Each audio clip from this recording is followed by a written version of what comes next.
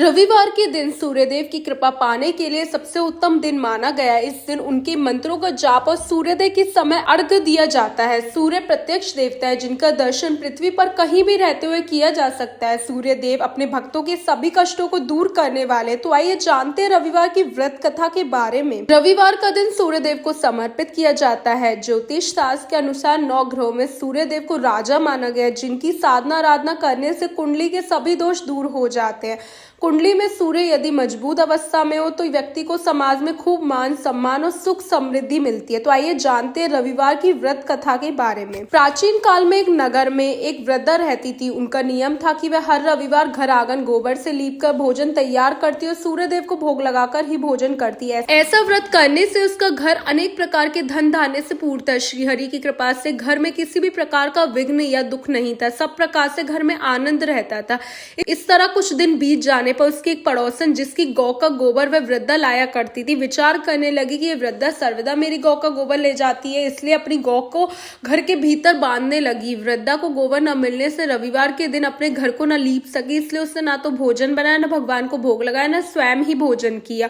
इस प्रकार उसने निराहार व्रत किया। रात्रि हो गई और वह भूखी सो गई। रात्रि में भगवान ने उसे स्वप्न दिया और भोजन न बनाने तथा लगाने का कारण पूछा। वृद्धा ने गोबर न मिलने का कारण सुनाया। तब भगवान ने कहा कि माता, हम तुमको एक ऐसी गौ देते हैं जिससे सभी क्षय पूर्ण होती है, क्योंकि तुम हमेशा रविवार को गौ के गोबर से लीपकर भोजन बनाकर मेरा भोग लगाकर खुद भोजन करती हो।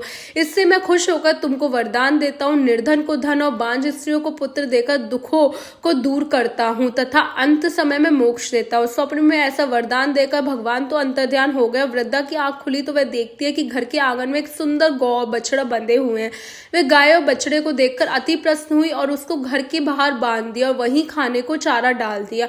जब उसकी पड़ोसन वृद्धा ने घर के बाहर एक अति सुंदर गौ बछड़े को देखा तो द्वेष के कारण उसका हृदय जल उठा। उसने देखा कि गाय ने सोने का गोबर किया है, तो वह उस गाय का गोबर ले गई और अपनी गाय का गोबर उसकी जगह रख गई। वह नित्य प्रति ऐसा ही करती रही और सीधी सादी वृद्धा को इसकी खबर नहीं होने दी। तब सर्वव्यापी ईश्वर ने सोचा कि चालाक पड़ोसन के कर्म से वृद्धा ठगी जा रही है, तो ईश्वर ने संध्या के समय अपनी माया से बड़े जोर की आंधी चला दी।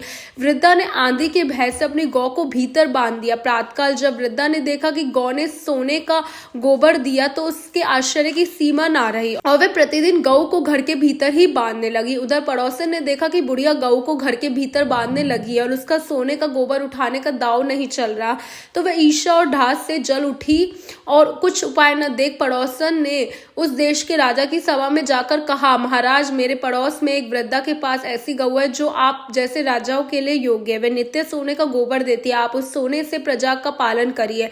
वह वृद्धा इतने सोने का क्या करेगी? राजा ने यह बात सुनकर अपने दूतों को वृद्धा के घर से गौ लाने की आज्ञा दी। वृद्धा प्रातः ईश्वर का भोग लगा भोजन ग्रहण करने जा रही थी कि राजा के कर्मचारी गौ खोलकर ले गए। वृद्धा काफी रोई चिल्लाई, किंतु कर्मचारियों के समक्ष कोई क्या कहता। उस दिन वृद्धा गौ के वियोग में भोजन न खा सके और रात भर रो रो कर ईश्वर से गौ को पुनर्प्राप्त करने के लिए प्रार्थना करती रही। उधर राजा गौ को देखकर बहुत प्रसन्न हुआ, लेकिन सुबह जैसे ही वह उठा सारा महल गोबर से भरा दिखाई देने लगा। राजा यह देख घबरा गया। भगवान ने रात्रि में राजा को स्वप्न में कहा कि राजा, गाय वृद्धा को लौटाने में ही तेरा भला। उसके रविवार के व्रत से प्रसन्न होकर मैंने उसे गाय दी थी। प्रातः होते ही राजा ने वृद्धा को बुलाकर बहुत से धन के साथ सम्मानित सहित गौ बछड़ा लौटा दिया। उसकी पड़ोसन को बुलाकर उचित दंड दिया। इतना करने के बाद राजा के महल से गंदगी दूर हुई। उसी दिन से राजा ने नगर वासियों को आदेश दिया कि राज्य की तथा अपनी समस्त मनोकामनाओं की पूर्ति के लिए रविवार के व्रत रखा करो। व्रत करने से नगर के लोग सुखी जीवन व्यतीत करने लगे। कोई भी बीमारी तथा प्रकृति का प्रकोप उस नगर पर नहीं होता था।